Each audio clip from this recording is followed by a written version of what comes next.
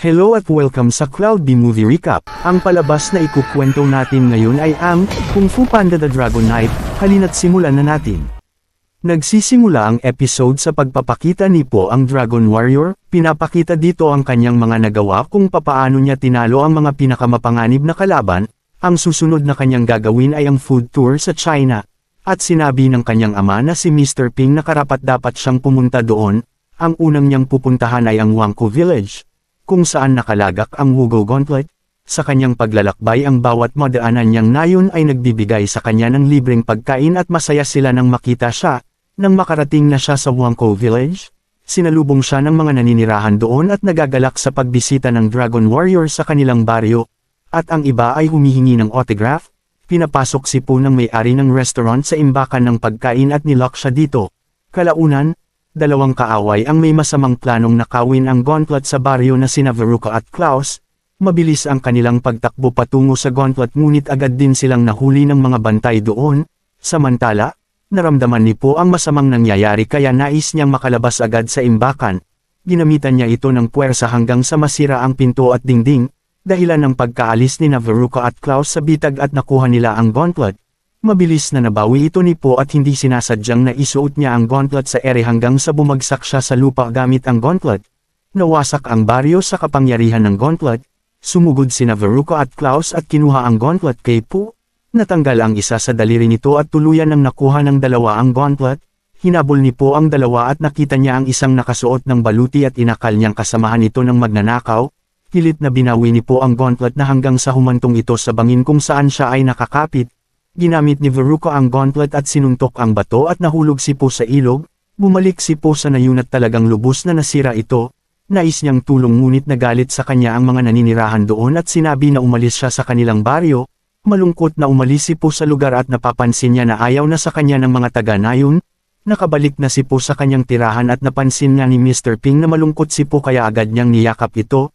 Nabalitaan nga ni Mr. Ping ang nangyari dahil pinag-uusapan nga si Po ng lahat at sa aksidenteng pagwasak ni Po sa nayon at hinayaang makuha ang gauntlet ng magnanakaw. Bukod dito ibinalita din niya kay Po ang pagtanggal ng Emperor ng titulong Dragon Warrior kay Po. Sobra siyang nalungkot sa kanyang nalaman, at nagpakita muli ang inakala ni Po na kasamahan ng mga bandido. Nilabanan ni Po ang hinihinala niyang bandido ngunit 2 beses siyang napabagsak nito. Nagmakaawa si Po na huwag siyang patayin. Inihayag niya ang kanyang sarili na isang babae at mandirigma na nagngangalang Luthera mula sa England. Sinabi niya na hinahanap niya ang Dragon Warrior na makakatulong sa kanya. Sinabi ni Po na siya ang hinahanap niya. Hindi nga makapaniwala si Luthera dahil madali niyang tinalo si Po. At sinabi niya na sina Veruca at Klaus ang mga takas na kriminal mula sa London. At kailangan nilang mapigilan ang dalawa sa pag-gamit ng gauntlet na makakasira sa mundo. Nais ni Po na tulungan siya ngunit ayaw ni Luthera. Sinabi ni Po na napakalaki ng China at mahirap matagpuan ang kanyang hinahanap ng mag-isa. Bukod dito, nasa kanya ang isa sa mga daliri ng gauntlet. Dahil dito pumayag si Luthera at sinabi na aalis sila kinabukasan ng umaga. Patuloy pa rin sina Veruca at Klaus sa paglalakbay hanggang sa marating nila ang teritoryo ng mga butiki. Tinanong ni Klaus ang mga ito kung saan ang papuntang Lotus. Ngunit ipinaalam ng leader na si Chuntao na kailangan nilang magbayad sa kanilang pagdaan. Nakita niya ang gauntlet at nais niya na ito ang kanilang ibayad sa kanya, ngunit ginamit ni Veruca ang gauntlet at nawasak ang lahat ng nakapaligid sa kanila. Samantala sa paglalakbay ni Po at Luthera, naikwento niya na nais patayin ni Veruca at Klaus ang reyna ng England. At buti na lang ay napigilan nila ito, ngunit ninanais nila na makuha ang gauntlet at matapos ang kanilang misyon. At kailangan ni Luthera na mapigilan sila. Nang marating nila ang Lava River, wala na ang tulay doon at aksidenteng naibato ni Po ang helmet ni Luthera sa lava na ikinagalit niya, at sinabi na umuwi na si Po dahil sinasayang lamang niya ang oras niya. Tumayo si Po sa gilid ng river at nag-focus sa kanyang inner peace. Tumalon siya sa lava at nagawa niyang makatawid sa kabila at inihagis ni Po ang lubid kay Luthera. Ngunit lumitaw doon ang mga butiki at napaligiran si Po. Dahil dito nilabanan ni Po ang mga butiki habang hawak ang lubod kung saan ay tumatawid si Luthera. Inatake nila si Luthera at nagawa niyang makatakas at makatawid sa kabila. Tinakasan nila ang mga butiki hanggang nahinto sila sa dead end.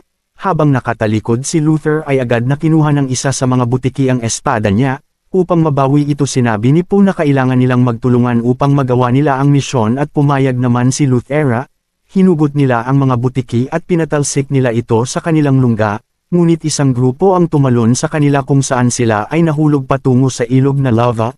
Sinipan ni Po si Luthera upang mailigtas ito at ginamit muli ni Po ang inner peace. Nilabanan niya ang mga butiki at napabagsak niya ang mga ito at muli nakuha ni Po ang espada sa kanila. Nang ibabalik na ni Po ang espada ay nagliwanag ang daliri ng Gauntlet at itinuro nito ang direksyon ng isang bayan kung nasaan ang dalawang kriminal.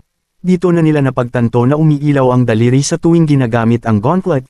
Sinabi ni Luthera kay Po na napahanga siya sa kakayahan nito. Isang hedgehog na nagngangalang Zin, pumasok ang isang matandang hedgehog sa silid at inutusan si Zin na kung tapos na siya sa scroll ay kailangan niyang ibalik ito sa silid aklatan. Tumawid si Zin sa kabilang bato gamit ang mahabang kawayan at inilagay ang scroll sa butas. Habang ginagawa niya ito narinig niya sina Veruca at Klaus at nakita niyang ninakaw nila ang scroll. Ginamit ni Veruca ang Gauntlet upang wasakin ang baryo. At dito na nga nakita ni Po at Luthera ang pagwasak ng baryo.